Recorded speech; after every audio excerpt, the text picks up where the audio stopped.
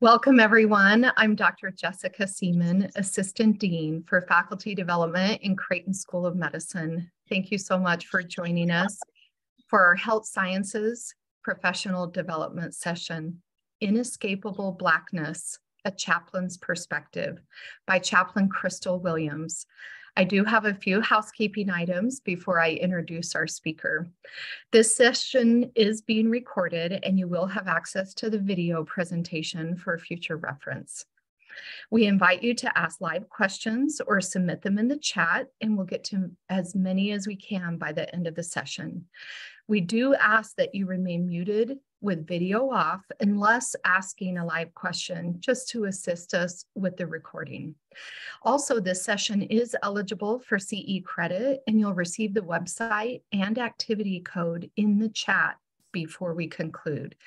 There is a short survey associated with the continuing education, and we thank you in advance for providing feedback as we continue to bring you diverse and robust programming here at Creighton.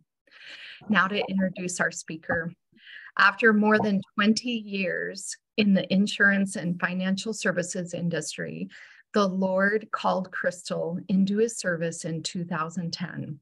So she went back to her alma mater, Creighton University, and enrolled in the Ministry Master's program to explore God's will for her life. While at Creighton, God clarified her call as a chaplain. And after graduating in 2016, she accepted a full-time chaplaincy position at Methodist Hospital, where she continues to serve today. I love Crystal's willingness to follow the Spirit, as it most definitely guided her life, and her dedication to all of God's people, especially those in dire need. So Crystal, if you're ready, I'll turn it to you. Well, thank you, Jessica, for allowing me to share my experiences today. And I'd also like to thank Father Kevin Fitzgerald for welcoming me to the Creighton family almost 2 years ago.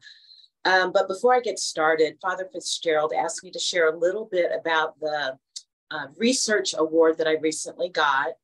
It's from the Louisville Institute, which is funded by the Lilly Corporation. And basically, I'm going to study or research the Christian death schism. I'll be looking into why critically ill Black and white Christians die differently. So we know there are a number of factors that come into play with that, from Black spirituality to white patients completing more advanced directives. So there are a lot of reasons why there is a death schism. African Americans typically die in the hospital on life support, much more so than white Christians who enjoy not only morphine, but the comforts of hospice and comfort care. So I'm going to do a deep dive on that. So welcome to Inescapable Blackness. The intent of this presentation is to be obedient to my call. God has called me to be a bridge between life and death, heaven and earth, Black and white, and also providers and patients and their families. And so this has really grown out of my own experience and another presentation that I do called Understanding African Americans in Healthcare Settings. So my hope is that this will help non-people of color understand what it's like to be a person of color, and hopefully this will expand your perspective. This is not a political discussion of any type. I will not be discussing Black Lives Matter, the 1619 Project, or critical race theory. Also, this is not a form of collective judgment, although you may see glimpses of people that you love, or you might be reminded of a situation you were once in. But this is just one person's perspective, my perspective. So I don't claim to speak for all Black women, all Black chaplains, or all of anybody except myself. But I can say that the things I'm sharing are very common experiences in the life of my. What was that?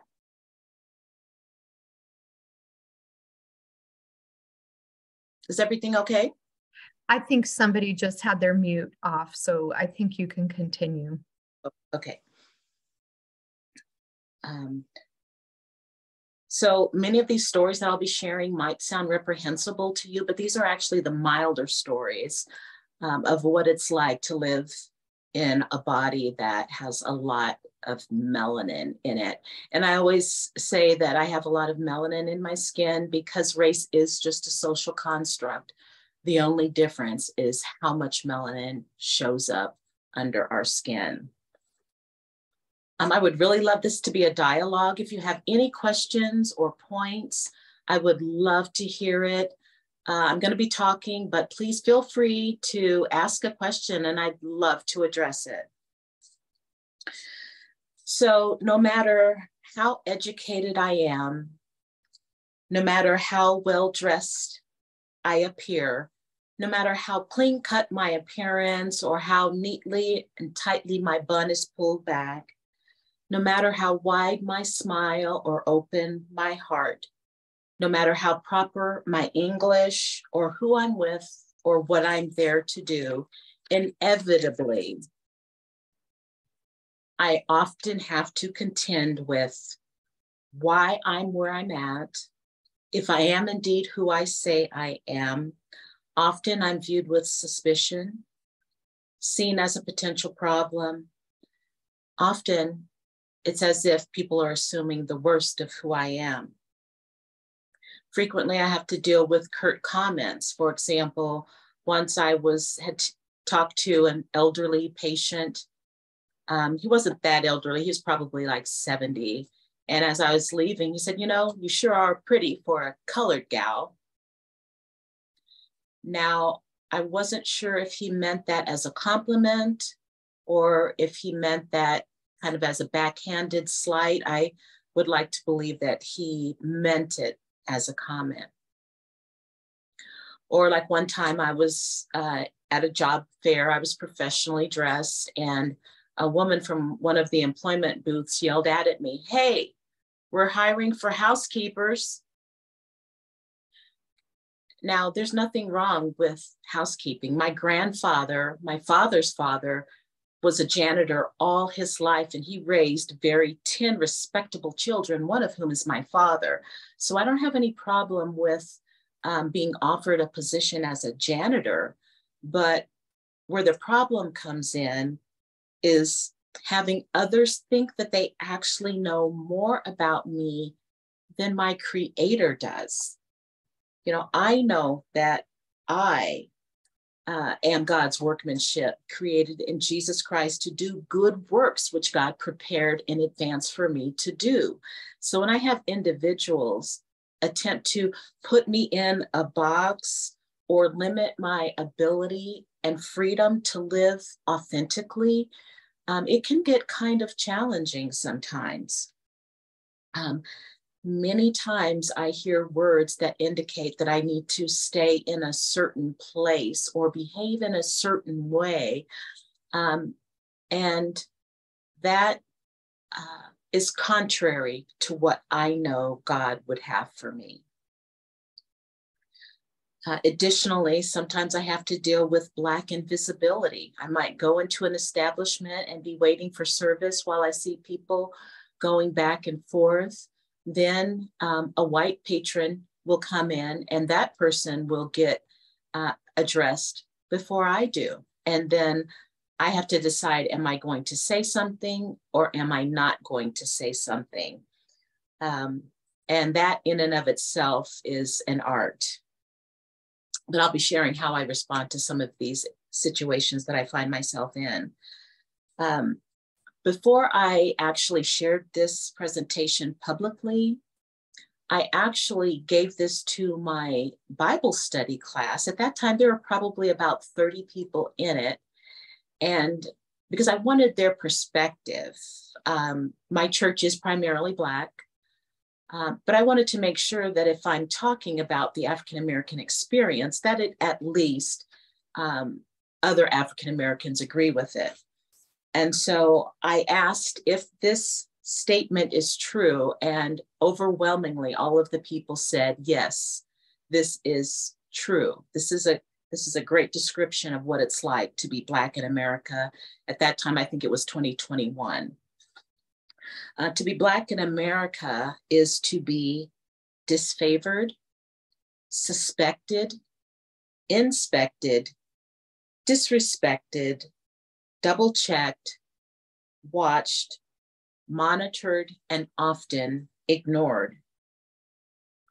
To have visible melanin in one's skin is to be viewed and treated as less than, disposable, of no value, or being a means to someone else's end.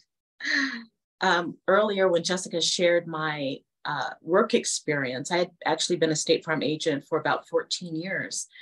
And I actually had people say, why don't you come work for me? You're a quality person. Come work for me. And I would say, that's a generous offer, but I'm actually working for myself. But it was as if I should go and help someone else as opposed make my own way through self-employment.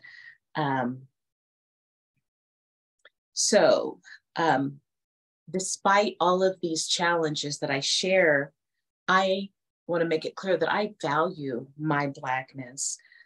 I am so thankful to be the woman of God that God created me. And if I am created in the image and likeness of God, that includes my Blackness. I am proud to be the descendant of the African motherland. I am thankful that I am the granddaughter of a sharecropper and the great-granddaughter of a woman who was enslaved. Knowing these truths about me give me strength.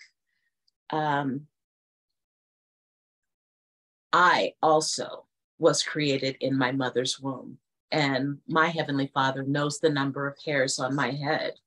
And so I embrace my Blackness. And to be clear, when I embrace my Blackness, I am in no way disrespecting anyone's whiteness or anyone's identity in any way, shape, or form. It's just saying that my Blackness is okay, because historically, my Blackness has not been okay. So today, I'm going to share some of my actual experiences, define them with contemporary terms, and then we'll stop and talk about how this might impact a person's perspective. I'm going to stop right now and just see if there are any questions in the box, Jessica, or anyone has any observations or experiences they'd like to share. One thing I did receive is people do want to be kept posted about your study. So I just want to say that out loud. That was one of the things that came through on the chat to me. They're very excited about your study and glad that you're going to be carrying that out. But I don't have any questions at this time. If there's any that anybody would like to ask verbally, you can unmute and do that as well.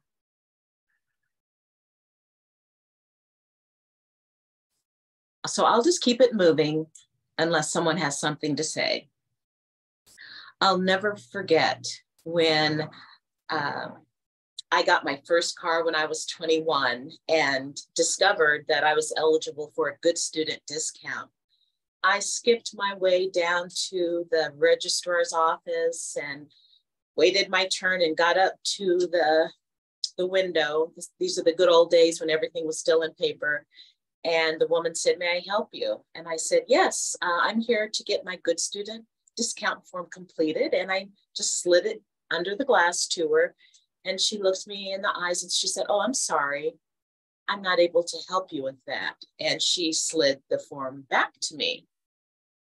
And I said, "Oh, well, I thought for sure it was the registrar's office that I go to to get this form completed. And she said, it is, but you'd have to have a B average or better to be eligible to get it.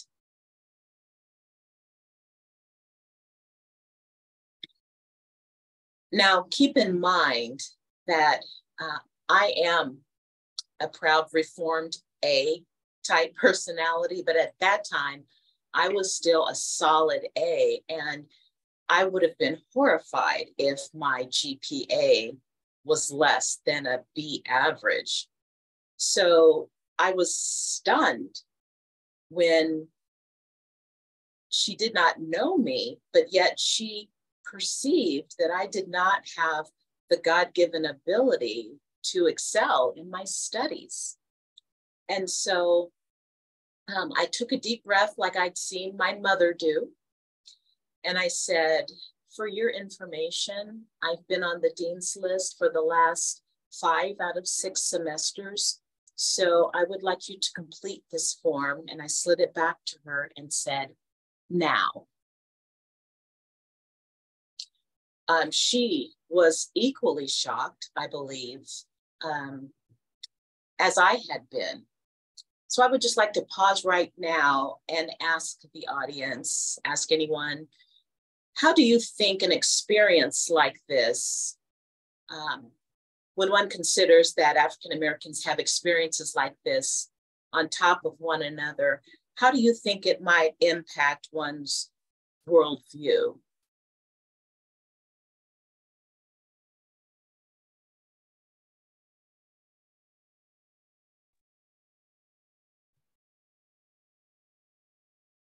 Crystal, this is Kevin Fitzgerald. Just a quick question on that note.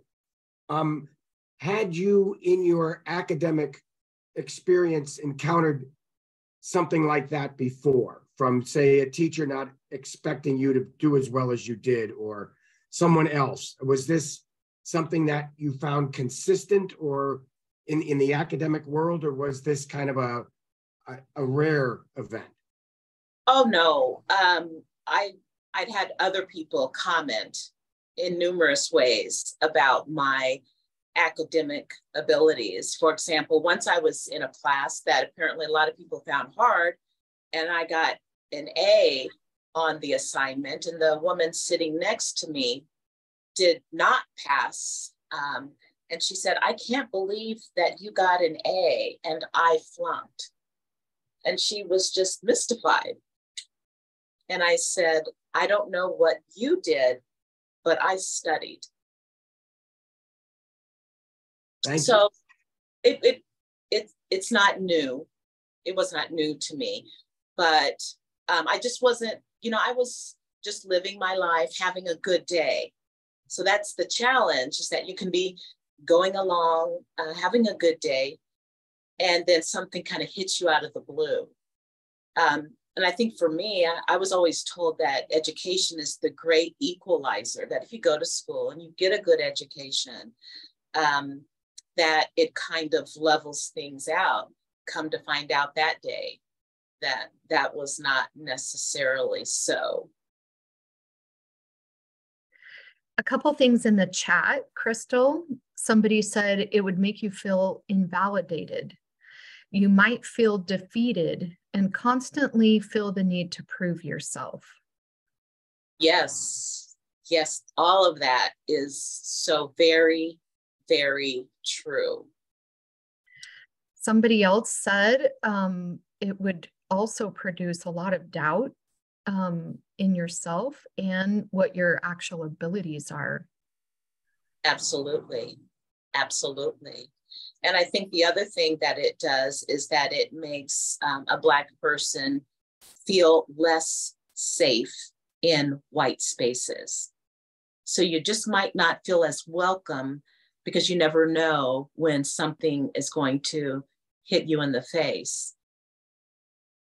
That's what I was thinking, that it's just reinforcing what you've already been living and been told the lies of it's an equalizer.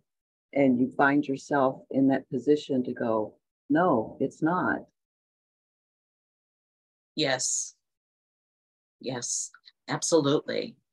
And somebody else said, which I think is worth a little bit of discussion, but what about anger, feelings of anger, frustration?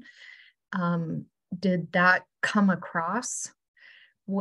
Did you feel feelings of anger? And then you have the cycle of then you're feeling bad about feeling angry about something that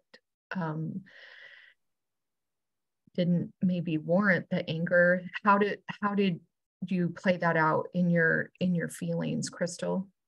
Well, absolutely. I felt anger. Anytime I experience an invalidation of this nature, I feel anger because it's not warranted. And usually most of the time when it hits me, the person doesn't even know me, but sometimes it can happen when the people do know me or I know them, or so I thought. So anger is very real, but anger, unless I'm going to do something with it, can be very detrimental to a person's psyche. But when things are happening in our culture, experience after experience after experience like that does breed a collective anger. Absolutely. Absolutely. I have a strong support system. So at that time I went and called my parents, talked to them about it. But anger is very real. Absolutely. And I have to wrestle with it. But because I know who I am, God said, revenge is mine. And so I know that whatever you put out, it's coming back to you.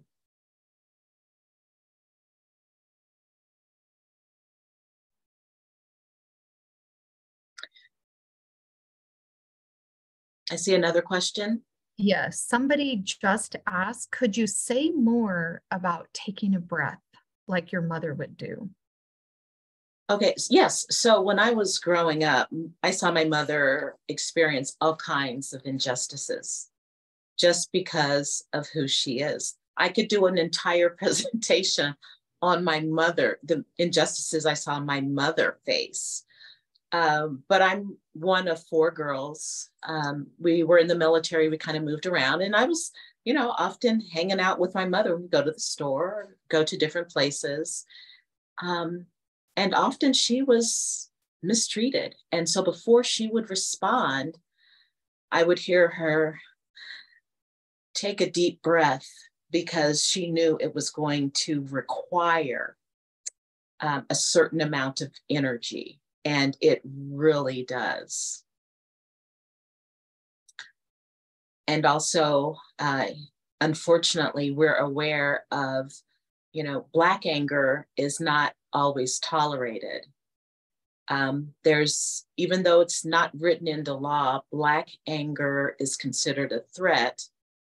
And so if I express my anger outwardly, it could be very, very detrimental to me. So I have to learn how to carry it with dignity and poise. And that's what my mother taught me.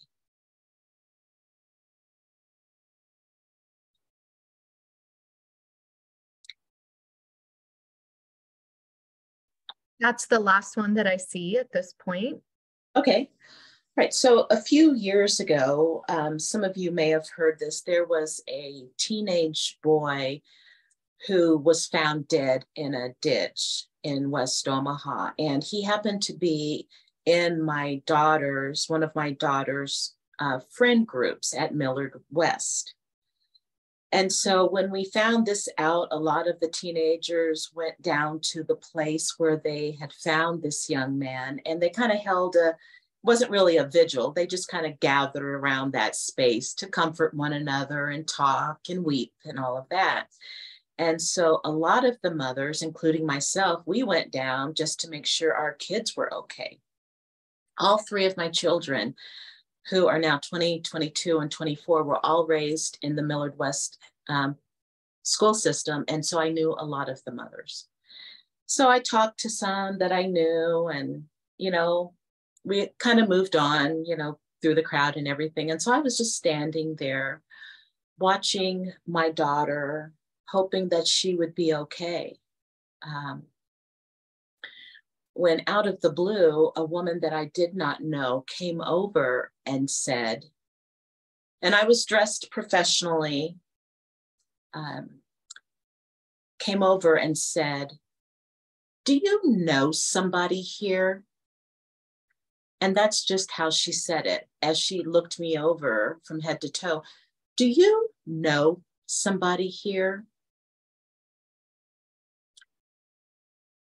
So I took a deep breath, as I usually do, and I looked her in the eyes and I said, "Yes, I do know somebody here.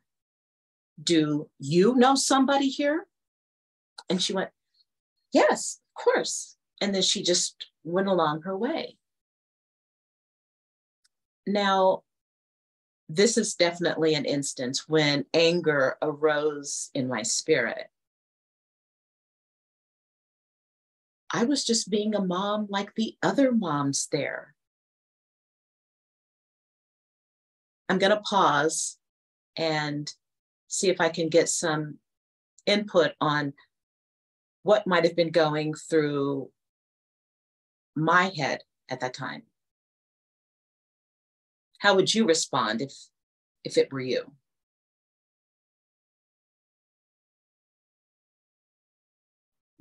Somebody says it actually sounds exhausting. And I can see how that could wear somebody out. It is. It's very exhausting. And I actually pick and choose when I'm going to respond, or to what extent I'm going to respond. Yes.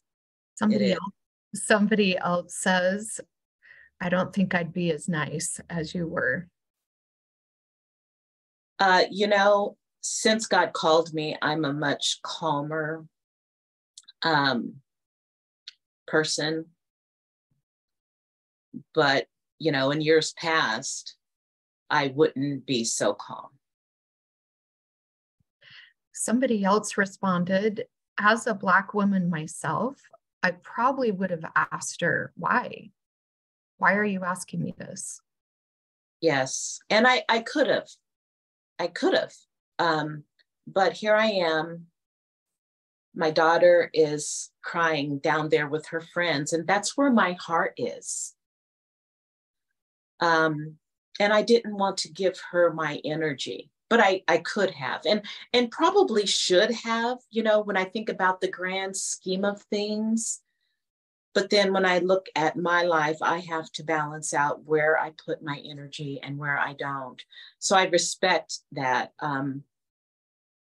Had this situation been different, I might have got into a discussion about it. But go ahead. And that, your response right there might answer the next comment.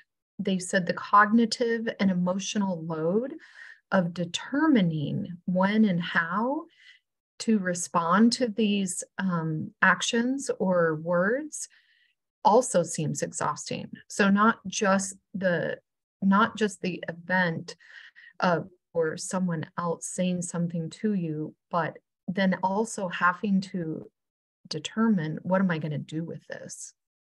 Absolutely. In fact, just dealing with these ongoing microaggressions is what contributes to what they call weathering. And weathering is the deterioration of a Black individual's body simply because of the ongoing stress of racism and inequality and all of the things that brings. So that's why the life expectancy of African Americans is much lower than, say, white Americans, although recently white Americans' life expectancies have been dropping significantly. but that's another talk. But were there other comments?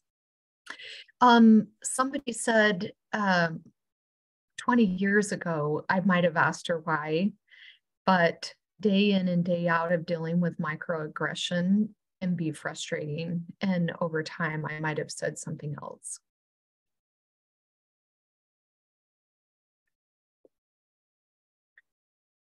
Yeah, I'm not sure I fully understand that statement. I think she was clarifying that she says, I should have been clear as an older Black woman.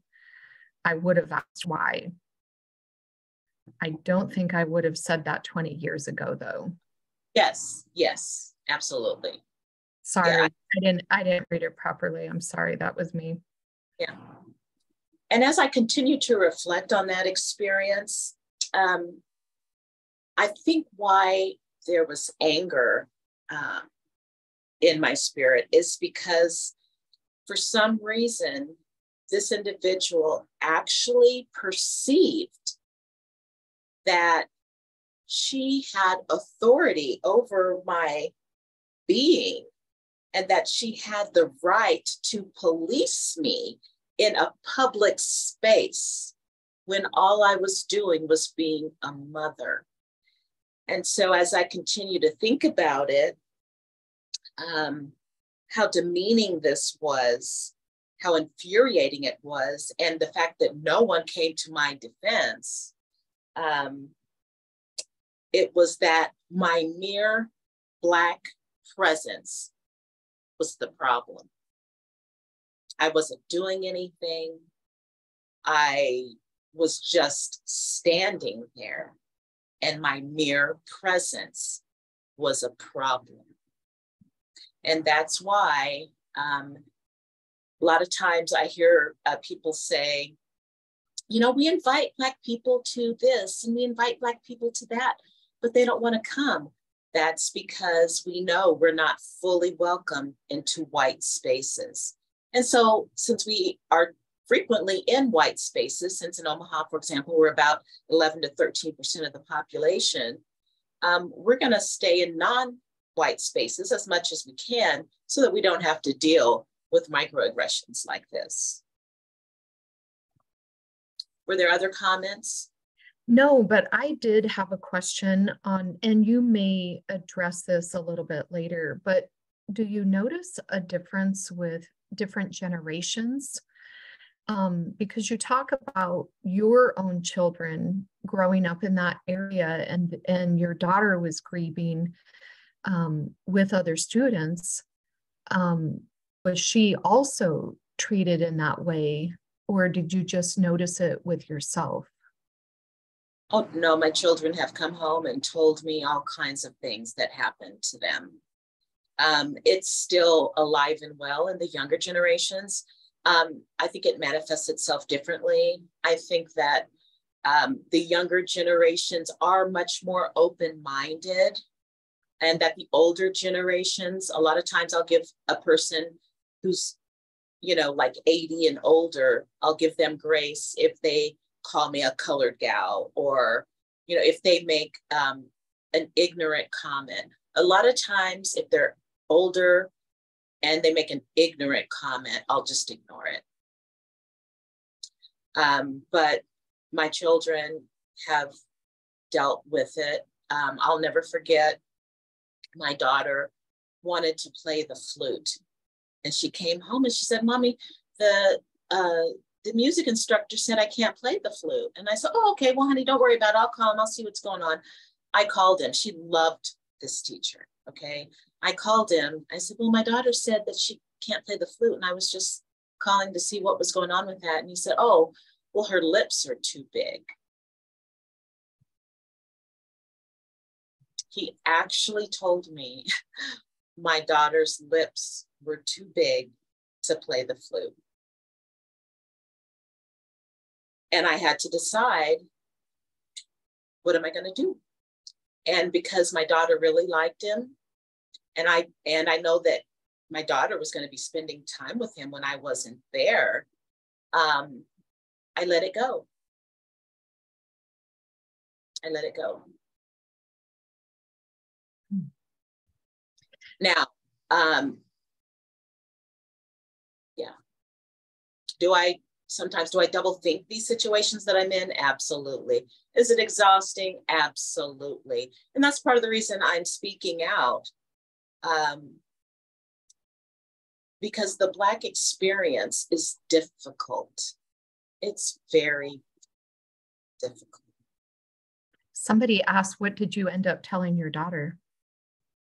I just, you can't play the flute. There's a certain number of people already playing the flute or something, so, you're going to have to choose another instrument. And it wasn't like this was going to be something she was going to do for the rest of her life. She didn't really have a big interest in music. I think if music was her gift or her talent, certainly it would have been a different thing. But still heartbreaking. It is. Somebody else says, in white spaces, you are not afforded the luxury of being a mother because Black people are not seen as inhabiting any sliver of humanity. We are just objects and vessels of hollowness, which is how we are treated the majority of the time. Yes, I would have to agree with that statement. And I think that experience where we're disregarded as human beings has a has history in the white Christian church, because during slave days, the way it was justified, where Christians in the South were enslaving Black human beings, they justified it by saying that Black people don't have souls. And so that notion of African Americans being less than human is still in the atmosphere in which we all live. So yes, that is true. A lot of times we're viewed as being a means to someone else's end. Somebody said you're an amazing mother. Well, thank you. Thank you. I agree. All right, so one day I was walking the halls of my hospital, going to check on some of my comfort care patients. And I walked into a room, this is before COVID, there were about 5 people around this woman who was unresponsive. And I walked in and said what I usually said when I walk into a comfort care room, which is something like, hi, my name is Crystal. I'm one of the chaplains here, and I'm just coming to see how you're holding up with everything. I know this is not easy, so I'm just here to see if there's anything I can do to give your family strength or reassurance. And then I looked around the room, and there was one woman sitting closer to the back by the window, and she said, well, I don't know about that, but you can come wash my windows.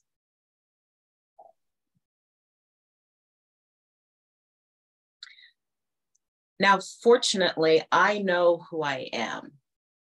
I know who I am as a woman of God, and that I've been called into God's service. Anyone called into God's service meets resistance and evil even. So I said, well, I know that's not what God put me on the earth to do. And she said, how do you know? No one in the room said anything. And because I know that people are actually on their worst behavior at end of life, and I didn't know what her relationship was to the patient who was unresponsive. Also, because I like to keep my job, I backed out of the room and I said, chaplains are here 24 hours a day if you need anything. But did I want to say something different?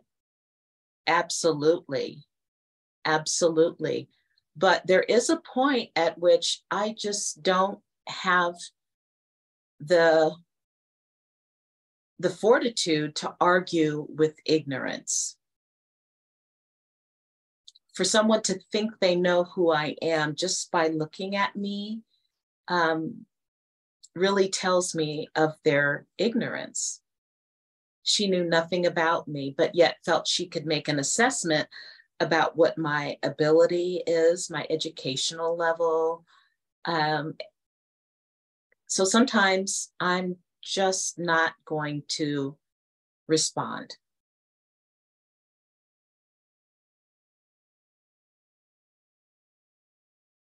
But this was an example of what they call double consciousness. W.E.B. Du Bois wrote a book in 1903 called The Souls of Black Folks. And he defined double consciousness as the knowledge that a Black person has that we know that we're one way, but a white person has a completely different perception of who we are. And so in that moment, when the woman said, "You can come wash my windows," she popped me into her consciousness, saying that I'm nothing other than someone who can do labor, from my consciousness of I'm a woman of God here to provide comfort and support for a loved one who's moving into life everlasting.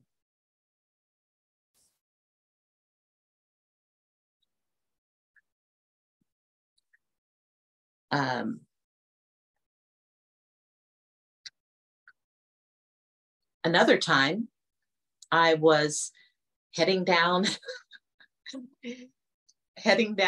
a hall in the hospital when I came across another one of my comfort care patients. This patient had been there for several weeks. And in fact, I had already gone in, met the family, ministered to the family. And this time when I peeked in, there was a daughter at the bedside crying.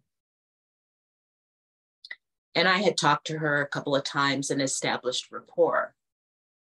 So I went in and I said, "Oh my goodness, what is it? What's wrong?" And she said, "I can't believe that my mother's dying and this hospital won't do anything about it." And I said, "I know it's hard. It's really hard. But you know, God is the one who determines when somebody dies." And so we ended up going out into the hallway. And she's like, "This is just not fair. I can't believe, Methodists can't do something about this." And I said, in the state of Nebraska, there is nothing we can do. That's not the business that we're in. And she said, years ago, it used to be okay to hang a colored person from a tree, but my mother wants to die and nobody can do anything about it. And might I say that she used the N-word.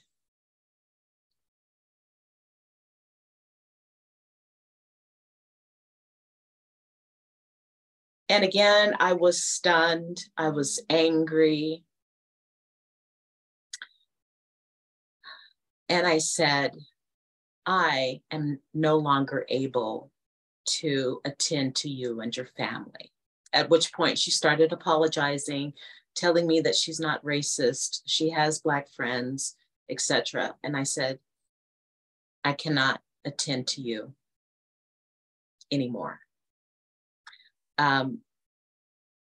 But this was like a person stabbing me in my very open heart, even though I had not done anything to deserve. One thing somebody asked was, have you had experiences where somebody has stood up for the microaggressions that are happening toward you or towards somebody else of color? And how often do you think that happens, or has it happened in your situations? In general, I haven't had anyone come to, advocate on my behalf. I have not. But when I have things happen at the hospital, and it is like a coworker, I'm much more likely to address it because I want to have a long-term good rapport with that person. And it's important that someone bring it to that person's attention. Have you, just to follow up on that, have you had good response from someone that you have addressed? Yes, absolutely. Absolutely. In general, I think they're a little shocked and hurt, but in the end, they're glad that I brought it to their attention.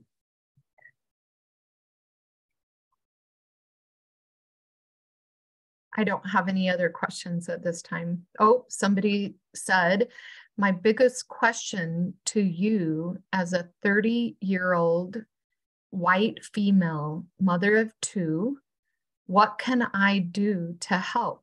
How can I raise my children to prevent them from acting in this way? Well, your children are watching you very closely, just like I watch my mother very closely. And when you have interactions with people of color, make sure that they are respectful interactions. If no one else is around, but just your family, make sure that everything you say is positive about people of color.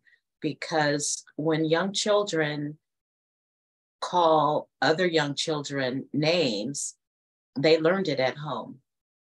So if you treat other people with respect, your children will learn to treat other people with respect.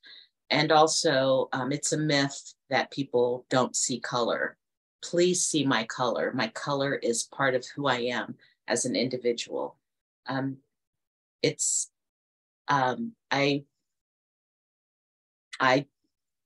want to say I'm offended, but I think it's ridiculous for someone to say, I don't see your color.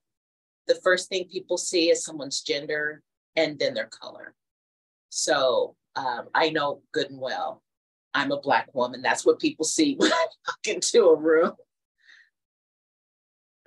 Somebody else said, as Black people, as we are always having to exhibit forgiveness towards these type of instances and situations, it can be annoying, exhausting, and infuriating.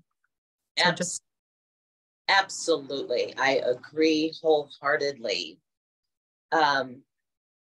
It's like we're the ones who have to do all the work, you know, and a lot of the microaggressions we experience, other people can't see. And so it's as if it's not there, but we know it is actual and it is true. And it's very, very painful. It's very painful. Crystal, somebody else says, as a person with little melanin in my skin, how do I support students with more melanin to develop your skills in determining who gets your energy and deciding when and how to respond so that they can really focus on being a learner? Our students also feel the anger and exhaustion, so how can we help them?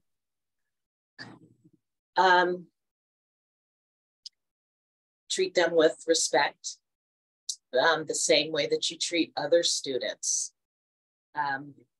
Affirm them as human beings. If they raise their hand, when others are raising their hand, acknowledge them also. Because that Black invisibility is a real thing and it communicates otherness. If you don't acknowledge your Black students, they know that they're on the fringe they're on the fringes in your classroom. And it hurts. It hurts.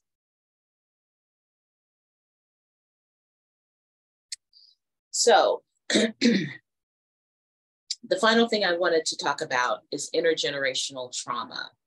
Intergenerational trauma is trauma being passed down through the generations. Just like money, jewelry, houses, and experiences and memories are passed down through the generations, so is trauma. And the trauma that other generations face is carried within the spirit and the being of the descendant of the person who was traumatized. My grandmother on my mother's side, she was born in 1913 and she married 1915, and she married my grandfather when she was 13. And together they had 10 children that they raised in their little sharecropper house, and they raised 4 of their own grandchildren. So this is a story about intergenerational trauma. And so my grandmother was a deep woman of faith, and she never missed church. And I believe that a lot of who I am comes from my grandmother. Her name is Betty Bell Stevenson, and she's from North Carolina. I still have a lot of family there. She was so deeply into her faith that I'm told that when people in the community or in church had a sickness or an ailment, that she could pray away the pain. She could pray away the injury. And so many people came and she would pray for them and they would be healed. But the day came when Betty Bell herself was sick. She was so sick that they ended up taking her to Duke University in North Carolina. When my grandfather and grandmother got there with many other family members, they were told that they couldn't help Betty Bell because there weren't any colored beds. And so they turned away my very ill grandmother, her children, her husband, and they took her back home, possibly to die. Can you imagine your grandmother being turned away for medical care because she had blue eyes or green eyes?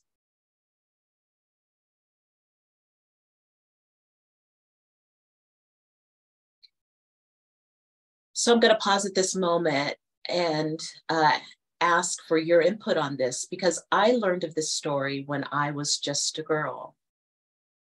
And I thought, who could do this to my grandma, the one who gives me oranges and apples and cooks and bakes cookies and Sakatumi cakes?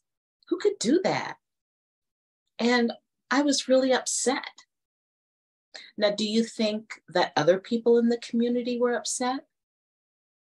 Absolutely. Did this one person being turned away, do you think they just turned away one person? No, they turned away the entire Black community that my grandmother was part of, because, you know, when she went back to church, you know, she had to testify, hey, the hospital wouldn't help me, but God did. So I am happy to say that my cousin, Betty Carolyn, who was named after my grandmother, Betty Bell, told me, she was one of the 4 grandchildren that my grandparents raised. She told me that they surrounded her in prayer. They prayed and they cried. They prayed and they cried. And she came back. And I'm happy to say she lived another 15 to 20 years. But the damage was done. What had been communicated at that moment was, this hospital is not for you. It's not for you people. And so that's part of the reason why in healthcare settings today, African Americans communicate distrust, skepticism, walls and barriers go up because there's still a belief or feeling that hospitals and medical care are not for us. Did I see a comment, Jessica? I was just putting in the CE credit code so that people could receive that credit and also give us feedback as well. Okay. Well, as we conclude, my hopes are that you've learned something about the Black experience and the very real pain that comes with it and the results of it, which are often anger, resistance, Black people not wanting to be in more white spaces. And I pray that we all understand that we're in this together, that we have to do our part. All of us need to be a bridge between Black and white, because our children are still going through the same thing. If we all say that we're American and that we all have the right to life, liberty, and the pursuit of happiness, we're going to have to reach out a hand to somebody whose reality does not give them the freedoms that all have been promised. If you have any questions or you'd like to discuss this further, you can reach me at crystalwilliams@creighton.edu. I also share this with many faith communities who want to hear a more Christian perspective on it, on what it's like to be Black. Thank you.